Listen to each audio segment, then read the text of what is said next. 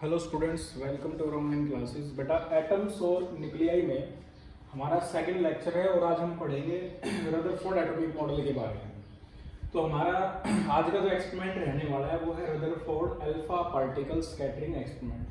जैसा कि आप जानते हैं जे थॉमसन का जो मॉडल था, उस मॉडल में क्या था बेटा कि जो चार्ज है ये पॉजिटिव, पूरे पर पॉजिटिव चार्ज और मास यूनिफॉर्मली डिस्ट्रीब्यूटेड है, और नेगेटिव चार्ज जैसे वाटरमेलन्स में सीड्स होते हैं बेटा वैसे ही उस पर डिस्ट्रीब्यूटेड होगा equally. But in actual practice ऐसा नहीं है कि चार्ज और मास पूरे पर यूनिफॉर्मली डिस्ट्रीब्यूटेड नहीं है। ऐसा हम इसलिए कह सकते हैं क्योंकि रदरफोर्ड ने एक एक्सपेरिमेंट किया जिसे Rutherford alpha particle scattering experiment बोलते हैं, और ये एक्सपेरिमेंट ये प्रूव कर देगा कि सारा का सारा चार्ज और मास यूनिफॉर्मली डिस्ट्रीब्यूटेड नहीं है। तो हम एक्सपेरिमेंट स्टार्ट करते हैं बेटा। इस एक्सपेरिमेंट में हम ये तीन टर्म अच्छे से पढ़ेंगे जिन पर बेस्ड क्वेश्चन अक्सर एग्जाम में पूछ लिए जाते हैं। फर्स्ट है distance of closest approach, second scattering angle, और थर्ड है इंपैक्ट पैरामीटर, और इनमें रिलेशन भी ड्राइव करेंगे। तो ये एक्सपेरिमेंटल सेटअप है, पूरी जो सेटअप है वो एक इवैक्यूएटेड चैम्बर के अंदर है। यहाँ हमने लिया बेटा लेड केविटी। लेड इसलिए लिया क्योंकि लेड अल्फा पार्टिकल को एब्जॉर्ब कर लेगा बेटा। इस केविटी में से यहाँ से अल्फा पार्टिकल जाएंगे, यहाँ अल्फा पार्टिकल होंगे ये और ये जो सबस्टांस है जो अल्फा पार्टिकल एमिट कर रहा है ये बिस्मिथ है, जो कि एक रेडियो एक्टिव सबस्टांस है। बिस्मिथ के अलावा और भी काफी रेडियो एक्टिव सबस्टांस है जो अल्फा पार्टिकल एमिट करते हैं। तो हमें कोई भी एक रेडियो एक्टिव सबस्टांस लेना जो सोर्स होगा अल्फा पार्टिकल्स का। वो अल्फा पार्टिकल्स जो यहाँ ये अल्फा पार्टिकल जाएंगे वो टकरा कर यहीं एब्जॉर्ब कर लिए जाएंगे, और जो अल्फा पार्टिकल इस केविटी से बाहर निकल जाएंगे वो कुछ इस तरह से मूव करेंगे, ऐसे वो भी डाइवर्ट होने की कोशिश करेंगे। तो इनको डाइवर्ट होने से रोकने के लिए हमने एक डिवाइस लगाया जिसे हम बोलते हैं कोलीमेटर। कोलीमेटर फिजिक्स की लैंग्वेज में एक ऐसा सबस्टांस है, एक ऐसा पार्ट है बेटा जो बीम को स्ट्रेट रखता है। कोलीमेटर दो तरह के होते हैं, एक तो मैटर कोलीमेटर और दूसरा होता है ऑप्टिकल जो लाइट के बीम को सीधा रखे, और मैटर कोलीमेटर जो पार्टिकल के बीम को सीधा रखे। तो यहाँ हमने कोलीमेटर लिया, लेड ही है ये, क्योंकि लेड ही एब्जॉर्ब कर लेगा, और यहाँ जो अल्फा पार्टिकल होंगे वो सीधे जा सकते हैं। अब ये जो पार्टिकल जाकर टकराएंगे, ये सामने गोल्ड फॉइल रखी है जिसकी thickness T nearly 2.1 into 10⁻⁷ metre, जिसका ऑर्डर 10⁸ लिया हमने, इससे टकराए। अब गोल्ड ही क्यों लिया बेटा? जैसा कि मैंने लास्ट वीडियो में बताया था कि हमारे पास कोई भी एक सबस्टांस है जिसे हम ब्रेक करना चाहते हैं, तो अगर हम इसको मोमेंटम देंगे हैमर की हेल्प से, लेकिन इसका सपोर्ट करने में यहाँ और यहाँ ऐसे पार्टिकल्स होंगे, तो हम उसे इस पार्टिकल को, इस एटम को अच्छे से खोल नहीं सकते, तोड़ नहीं सकते, इसके बारे में अच्छे से पता नहीं लगा सकते। इसके लिए हमें एक सिंगल एटम्स की लेयर चाहिए। इसके लिए हमने फॉइल सिलेक्ट किया है, और जो थिनेस्ट फॉइल है वो गोल्ड की हो सकती है, इसलिए हमने गोल्ड फॉइल लिया है।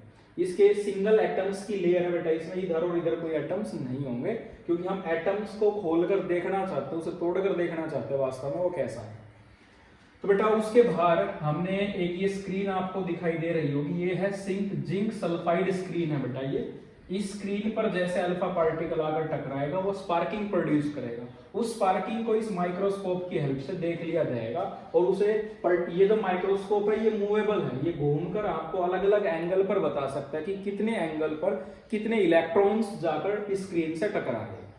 तो ये हमारी पूरी एक्सपेरिमेंटल सेटअप है। आई होप आपको क्लियर हो गया होगा बेटा। Lead cavity, bismuth radioactive substance है, कोलीमेटर, देन गोल्ड फॉइल और जिंक सल्फाइड स्क्रीन, और ये मूवेबल माइक्रोस्कोप जो घूमकर आपको एंगल बताएगा बेटा। तो ये जो अल्फा पार्टिकल इससे टकराएगा, ये जो सीधे दिखाई दे रहे हैं, यानी कि यहाँ से जो अल्फा पार्टिकल आएंगे, most of alpha particle passed straight, ये हम ऑब्जर्वेशन में भी पढ़ेंगे। और अगर हम 8000 अल्फा पार्टिकल भेज रहे हैं, उनमें से एक अल्फा पार्टिकल ही वापस मुड़कर आएगा, यानी कि इतने कम वापस मुड़े।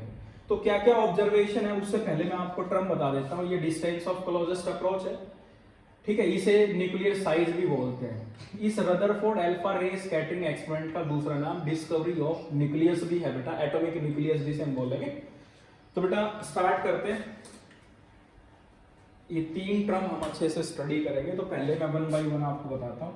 ये हमारे पास एटम है, इस एटम में जो हम इंसिडेंट बीम होगा अल्फा पार्टिकल का, ये बीम, यहाँ जो अल्फा पार्टिकल होगा वो स्ट्रेट निकल जाएगा। अब ये अल्फा पार्टिकल है क्या? अल्फा पार्टिकल होता है बेटा हीलियम न्यूक्लियस, जिसका जो मास होता है वो ट्वाइस होता है मास ऑफ प्रोटॉन के, 4 टाइम्स होता है मास ऑफ प्रोटॉन के, और जिसका जो चार्ज है ट्वाइस है प्रोटॉन के चार्ज का, पॉजिटिव पार्ट 4 गुना भारी होता है प्रोटॉन से, आप समझ सकते हैं, और उसका जो चार्ज है डबल होता है प्रोटॉन से। तो वो जो अल्फा पार्टिकल है इस एटम से दूर होगा तो वो स्टेट निकल रहा है, ऐसे सीधे निकल जाएंगे ऐसे। और जो अल्फा पार्टिकल थोड़े से नजदीक आएंगे वो आप थोड़े थोड़े मुड़ने लग जाएंगे, ये कुछ और मुड़ेगा होता।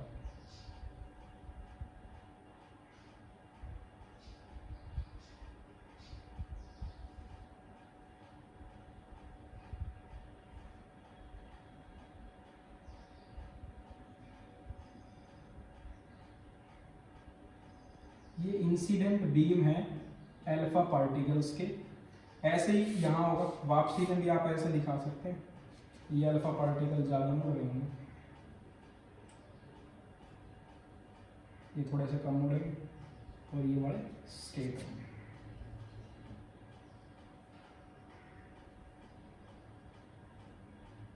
इस तरह से ये एटॉमिक न्यूक्लियस होगा बेटा, एटॉमिक न्यूक्लियस। ये सिंगल एटम की, हम इस गोल्ड फॉलिक एटम्स की बात करते हैं, ये इंसिडेंट बीम है अल्फा पार्टिकल्स का। ये आर नोड जो मैंने दिखाया है, ये डिस्टेंस ऑफ क्लोजेस्ट अप्रोच है, जिसे आर नोड से डिनोट करेंगे। और ये सेंटर लाइन है, जैसे अगर हम इस अल्फा पार्टिकल की बात करें, ये वाला जो जा रहा है, तो ये जो डिस्टेंस है इस सेंटर लाइन से मेजर किया जाएगा इसका, इसे बी से डिनोट करेंगे और इसको आगे प्रोड्यूस करेंगे। तो ये जो एंगल होगा, इस एंगल को थीटा लिखेंगे, theta is the scattering angle. ये तीनों की डेफिनेशन मैं बताऊंगा साथ में, पहले ऑब्जर्वेशन क्या क्या है वो देख लेते हैं। फर्स्ट ऑब्जर्वेशन है यहाँ, फर्स्ट ऑब्जर्वेशन है most of alpha particle passed through the foil undeflected, यानी कि बहुत सारे पार्टिकल बिल्कुल स्टेट इसमें से पास हो गए without suffering any deviation. Second, most of the alpha particle were scattered in the backward direction, mostly beta some backward direction, that is theta greater than 90 degree. 90 degree हो तो भी बैकवर्ड जाएंगे, बहुत कम पार्टिकल्स होंगे। 3, a few alpha particle were reflected back through straight line और theta equal to 180 degree. तो ये observation है बेटा, ये जो एक्सपेरिमेंट किया गया, ये इसकी ऑब्जर्वेशन है। फर्स्ट ऑब्जर्वेशन है कि most of alpha particle passed through the foil undeflected, some of alpha particle were scattered in backward direction, that is theta is greater than 90 degree. बहुत सारे पार्टिकल स्टेट पास हो गए बेटा, जैसे सामने ये वॉल है और मेरे पास बॉल है 1000 वॉल्स, और मैं उन 1000 वॉल्स को ऐसे थ्रो कर रहा हूँ बेटा, इस सामने जो वॉल है इसमें से, और मैं देख रहा हूँ बेटा कि 1000 में से नियरली 980 जो बॉल्स है वो स्ट्रेट निकलेंगे। इट मीन्स जो वॉल का जो स्पेस है वो एम्प्टी है, और सिर्फ 20 बॉल ही टकरा कर वापिस आई, और मैं अलग अलग जगह पे उन्हें फेंक रहा हूँ बेटा। क्लियर? तो जो आप यही कहेंगे, कंक्लूजन यही निकालेंगे कि सर जो वॉल है इसका बहुत सारा पोर्शन तो खाली है, तभी वो स्टेट पास हो गई है जो बॉल है। ऐसे यहाँ अल्फा पार्टिकल के साथ हो रहा है कि most of alpha particle passed through the foil undeflected और without suffering any deviation. It means most, इसका फर्स्ट कंक्लूजन ये पहले हम लिखेंगे ऑब्जर्वेशन जो हमने ऑब्जर्व किया इस एक्सपेरिमेंट में, देन वी राइट कंक्लूजन जो यहाँ इन ऑब्जर्वेशन से हम कंक्लूजन निकालते हैं। तो फर्स्ट ऑब्जर्वेशन आप दोबारा से देख लें कि most of alpha particle pass through the foil undeflected, some of the alpha particles scattered in the backward direction, that is theta is greater than 90 degree, a few alpha particle were reflected back through straight line और theta equal to 180 degree. अब first से conclusion ये आया बेटा कि most of the space of an atom is empty, और second से आया कि most of alpha particle are scattered in backward direction, that is theta is 90 degree, यानी कि मास जो होगा और चार्ज वो पूरे पर डिस्ट्रीब्यूटेड नहीं होगा, जैसे कि हमने यहाँ दिखा रखा सेंटर में पॉजिटिव चार्ज, सारे का सारा जो पॉजिटिव चार्ज है वो एक छोटी सी जगह पर होगा। whole mass of an atom is supposed to be concentrated at center और in a tiny nucleus, जिसको हमने न्यूक्लियस एटॉमिक न्यूक्लियस भी इसको बोलते हैं। सभी प्रोटॉन, क्योंकि बेटा इलेक्ट्रॉन अगर एक पार्ट है थॉमसन मॉडल के अकॉर्डिंग इलेक्ट्रॉन होते हैं, तो पॉजिटिव पार्ट भी होगा एटम के अंदर, और उस पॉजिटिव पार्ट को हमने नाम दिया प्रोटॉन। तो प्रोटॉन उसके सेंटर पर होगा, क्योंकि जो अल्फा पार्टिकल सीधा आ रहा है उसके पास काफी ज्यादा काइनेटिक एनर्जी है, क्योंकि मास उसका काफी ज्यादा 4 टाइम्स है। और बेटा जब वो अल्फा पार्टिकल स्ट्रेट चल रहा होगा, क्योंकि बिस्मिथ से वो मूव कर रहा है, nearly kinetic energy of alpha particle is 5.5 mega electronvolt, इतनी काइनेटिक एनर्जी से वो जा रहा है। और पॉजिटिव चार्ज है उसको पॉजिटिव को ही रिपेल कर सकता है, तो इलेक्ट्रोस्टैटिक जो फोर्स होगा, रिपल्सिव फोर्स होगा, वो काफी स्ट्रॉन्ग होगा। जैसे वो यहाँ पर आएगा तभी वो बैकवर्ड मूव करेगा, तभी उस पर बैकवर्ड फोर्स लग रहा है, तभी वो मूव करके बैकवर्ड डायरेक्शन में आएगा। और जितने डिस्टेंस तक वो जा चुका है, इस डिस्टेंस को हम नाम देंगे डिस्टेंस ऑफ क्लोजेस्ट अप्रोच। ये डिस्टेंस ऑफ क्लोजेस्ट अप्रोच है बेटा, तभी वो अल्फा पार्टिकल मूव करके इसे रिटर्न हो रहा है। तो ये जो डिस्टेंस है इसे हमने नाम दिया डिस्टेंस ऑफ क्लोजेस्ट अप्रोच, और ये इंसिडेंट अल्फा पार्टिकल जो न्यूक्लियस की तरफ मूव कर रहा था बेटा। क्लियर? तो ये इसके कंक्लूजन है कि जो सारे का सारा जो मास होगा, अब जैसे since a large number of alpha particles suffer perpendicularly no deviation, it means most of the portion of atom is empty। and second की अगर बात करें, the scattering of alpha particle through large angle indicates that the whole mass of a body is supposed to be concentrated at center, or the whole charge of an atom is supposed to be concentrated at center। तो centre पर ही सारे का सारा जो मास होगा। यहाँ हमने graph बनाया, if we plot a graph between number of alpha particles scattered and scattering angle, then graph shows the variation. It means a very few alpha particles, a large number of alpha particles suffer more deviation and a very few, जैसे आप इस तरफ चलेंगे, हमने scattering angle लिया है और ये अल्फा पार्टिकल, आप देखेंगे इतने कम एंगल पर कितने सारे पार्टिकल्स आ रहे हैं, और जैसे आप एंगल बढ़ा रहे हैं पार्टिकल्स जो है बेटा वो घट रहे हैं। 180 डिग्री पर पार्टिकल्स बहुत कम जाएंगे बेटा, अगर आप 10⁻⁷ पार्टिकल्स डाल रहे हैं तो। क्लियर? और जो वेरिएशन होगा वो नंबर ऑफ पार्टिकल और थीटा, यानी कि स्कैटरिंग एंगल आपस में ऐसे रिलेटेड होंगे दोनों। क्लियर बेटा? अब हम बात करेंगे पहले स्कैटरिंग एंगल की। तो स्कैटरिंग एंगल है क्या? Scattering angle is the angle between direction of incident alpha particle, direction of incident alpha particle and direction of moving away of alpha particle, the angle between theta, scattering angle, the angle between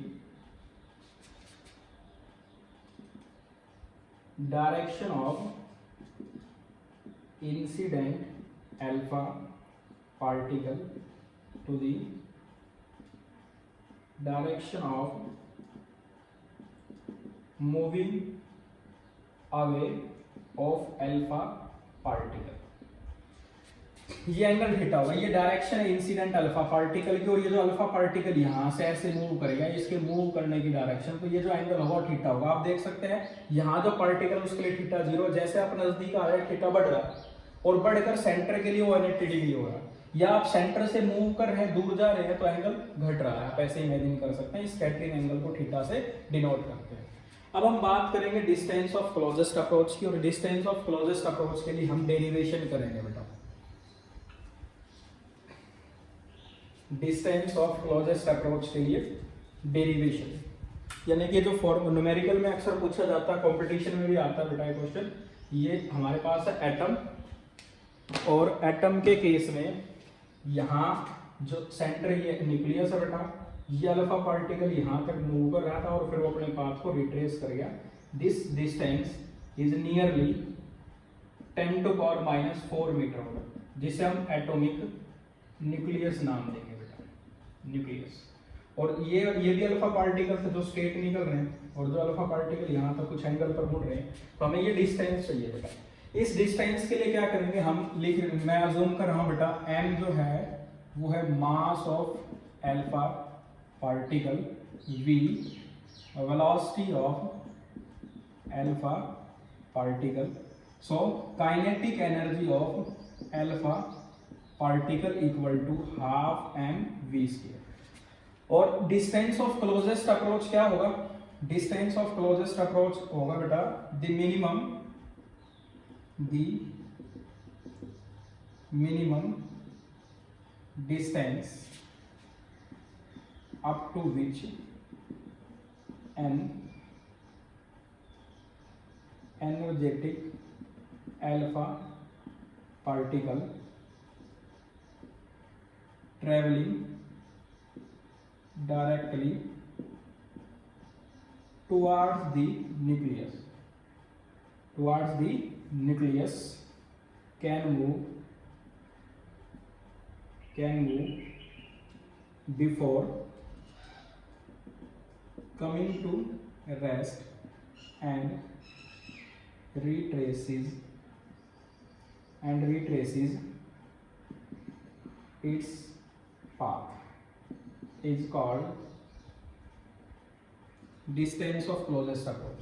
जो alpha particle centre की तरफ move कर रहा था बेटा, उसकी approach सबसे ज्यादा वो न्यूक्लियस के सबसे नजदीक पहुंच पा रहा है बेटा, इसलिए जो इसका जो डिस्टेंस होगा उसे हम डिस्टेंस ऑफ क्लोजेस्ट अप्रोच नाम देंगे. ये जिसे हम आर नोट से डिनोट करेंगे. होगा क्या, यहाँ जो आपने गोल्ड फॉइल लिया है, गोल्ड के लिए जो एटॉमिक नंबर होता है वो 79 होता है. सेंटर पर चार्ज है तो टोटल नंबर ऑफ इलेक्ट्रॉन्स या टोटल नंबर ऑफ प्रोटॉन्स होंगे इसमें Z, और इलेक्ट्रॉन पर चार्ज, प्रोटॉन पर चार्ज है E, तो टोटल चार्ज होगा Ze. तो इसके डेरिवेशन हम कैसे करेंगे? हम करेंगे बेटा according to law of conservation of energy से, यानी कि जो अल्फा पार्टिकल इसकी तरफ मूव कर रहा है और फिर अपने पाथ को रिट्रेस कर रहा है, तो इस डिस्टेंस के लिए काइनेटिक एनर्जी और पोटेंशियल एनर्जी इक्वल होगी. तो काइनेटिक एनर्जी हम निकाल चुके हैं बेटा. पोटेंशियल एनर्जी, जो पोटेंशियल एनर्जी का फॉर्मूला होता है बेटा वो होता है K Q1 Q2 by R, और इसे U से डिनोट करते हैं. K कूलम्स कांस्टेंट है, K को एज इट इज रखेंगे. Q1 यानी कि अल्फा पर चार्ज जो कि 2 ऑफ E होता है, पॉजिटिव चार्ज होता है प्रोटॉन का, तो प्रोटॉन का चार्ज E लिखा हमने, तो 2 ऑफ प्रोटॉन 2E यानी कि charge of alpha particle. And charge of nucleus क्या होगा? Z नंबर ऑफ प्रोटॉन है न्यूक्लियस में, और एक न्यूक्लियस पर एक Z नंबर ऑफ प्रोटॉन है इस न्यूक्लियस में, और एक प्रोटॉन पर चार्ज E, तो total charge on nucleus ZE, और डिस्टेंस R नॉट. इस मिनिमम डिस्टेंस को हम R नॉट लिखेंगे. डेफिनेशन है the minimum distance up to which an energetic alpha particle travelling directly towards the nucleus can move before coming to rest and retraces its path known as distance of closest approach. तो अब हमारे पास दोनों energy है, kinetic भी और potential भी. Equate करते हैं बेटा. Half mv² equal to kz 2kze² over r naught. आपको r नॉट चाहिए वो इधर ले जाओ बेटा. पोटेंशियल इसका आप चाहो तो काइनेटिक एनर्जी को k डॉट e डॉट भी लिख सकते हो, ऐसे रहने देंगे. So r naught equal to 2kze² divided by kinetic energy. ये हमारा डिस्टेंस ऑफ क्लोजेस्ट अप्रोच का फॉर्मूला आ गया बेटा. नंबर सेकंड, इसे आप फर्स्ट लिख लें. तो अब दोबारा से देखिए, इस डिस्टेंस ऑफ क्लोजेस्ट अप्रोच में हमने एक अल्फा पार्टिकल लिया है, जो अल्फा पार्टिकल जो स्कैटर्ड हो रहा था बेटा, रिफ्लेक्ट हो रहा है 180 डिग्री पर. हमने m मास अज्यूम किया अल्फा पार्टिकल का, ये velocity, so kinetic energy half mv² and potential energy equal to k का charge on first body, charge on second body divided by distance. तो हमने फर्स्ट बॉडी अल्फा पर charge 2e, nucleus पर charge ZE, और r naught से divide किया बेटा, equate कर दिया. ये डिस्टेंस ऑफ क्लोजेस्ट अप्रोच है. So distance of closest approach depend on kinetic energy of particle, and बस बेटा काइनेटिक एनर्जी पर ही डिपेंड कर रहा है. Z एटॉमिक नंबर फिक्स होगा, और चार्ज है बेटा ये E, K कूलम्स कांस्टेंट, तो अगेन एक फिक्स नंबर है. तो बेटा अब आपके पास ये दोनों टर्म आ चुकी है, दोनों का रिजल्ट आ चुका है कि scattering angle, the angle between direction of incident alpha particle and direction of moving away of alpha particle, that much angle is known as theta. And distance of closest approach, the minimum distance up to which an energetic particle alpha particle travelling directly towards the nucleus can move before coming to rest and retraces its path. अब हमारे पास एक ही quantity रह गई है last, जो कि है impact parameter. Impact parameter को अंडरस्टैंड करने के लिए हम इसी डायग्राम में थोड़ा सा चेंज करते हैं। ये अल्फा पार्टिकल मैं यहाँ दिखा रहा हूँ, जो अल्फा पार्टिकल स्टेट जाने वाला था, यहाँ से अल्फा पार्टिकल स्टेट जाने वाला था, वो यहाँ से ऐसे मुड़ जाता है। और जो इसके लिए जो एंगल है, स्कैटरिंग एंगल है, वो है थीटा। ये न्यूक्लियस का सेंटर है, एटम का सेंटर है। इस डिस्टेंस को इम्पैक्ट पैरामीटर कहते हैं, B. B means impact parameter. तो इम्पैक्ट पैरामीटर का डेरिवेशन हम करेंगे कैसे? तो इम्पैक्ट पैरामीटर एक डिस्टेंस है बेटा। Impact parameter the perpendicular distance between velocity vector of alpha particle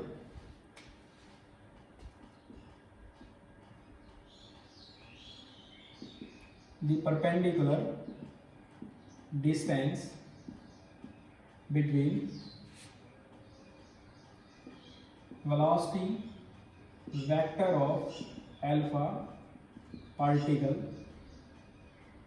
from the center of nucleus when alpha particle is far away from the nucleus।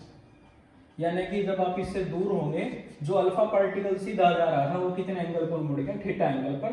तो आप एटम से दूर हैं, तो ये जो डिस्टेंस होगा ये इम्पैक्ट पैरामीटर होगा।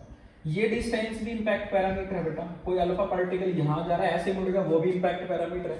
तो एंड इम्पैक्ट पैरामीटर थीटा पर डिपेंड करेगा। जो इम्पैक्ट पैरामीटर का हमारा रिलेशन होगा बेटा, उसमें थीटा जरूर होगा। तो कैसे कैलकुलेट करेंगे? इसका डायरेक्ट रिजल्ट है बेटा B इक्वल टू के means Coulomb's constant, Z E square cot of theta by 2 divided by kinetic energy. ये रिलेशन आप ध्यान रखेंगे। K कूलम्ब्स कांस्टेंट है और K की वैल्यू होती है बेटा 1/4 pi epsilon naught which is equal to 9 × 10⁹ ये वैल्यू होती है Coulomb's constant. K Coulomb's constant, Z atomic number है बेटा, E है चार्ज ऑन इलेक्ट्रॉन या प्रोटॉन बेटा, स्केयर है इसका cot theta by 2, theta is scattering angle and divided by kinetic energy of alpha particles.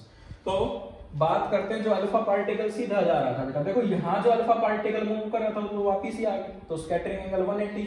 यानी कि इसी का एक केस बनाते हैं जिसे हम लिखेंगे स्पेशल केसेस। जैसे बेटा हमारे स्टूडेंट स्पेशल है हमारे लिए, वैसे ये केसेस भी स्पेशल है, तो आप इन्हें थोड़ा ध्यान से करें। स्पेशल केसेस है first if scattering angle equal to 180 degree. जैसे थीटा की जगह आप 180 पुट करेंगे तो 180/2 90 and cot 90 equal to 0, so B equal to 0। तो जो अल्फा पार्टिकल सीधा जा रहा था वापिस आ जाएगा, तो इम्पैक्ट पैरामीटर होगा 0। तो जैसे आप इस थीटा की वैल्यू को चेंज करेंगे, इम्पैक्ट पैरामीटर अफेक्ट होगा बेटा। और जैसे आप इसे दूर लेके जाएंगे इम्पैक्ट पैरामीटर, जैसे इम्पैक्ट पैरामीटर की हाई वैल्यू होगी उस केस में थीटा 0 आ जाएगा बेटा। क्लियर? तो ये तीनों टॉपिक हमने रदरफोर्ड एटॉमिक मॉडल में स्टडी किया है। Distance of closest approach important है, फॉर्मूला ध्यान रखें, न्यूमेरिकल कीजिएगा बेटा। स्कैटरिंग एंगल, जैसे कि आपको पता है एंगल है बेटा ये, direction of incident alpha particle and direction of moving away of alpha particle. Impact parameter is a distance which is depend on scattering angle. ये रिजल्ट है बेटा। नेक्स्ट जो हमारा लेक्चर होगा उसमें हम पढ़ेंगे लिमिटेशन और drawbacks of Rutherford atomic model, और बोहर एटॉमिक मॉडल हम स्टार्ट करेंगे बेटा। तो मिलते हैं नेक्स्ट लेक्चर में। Thanks for watching.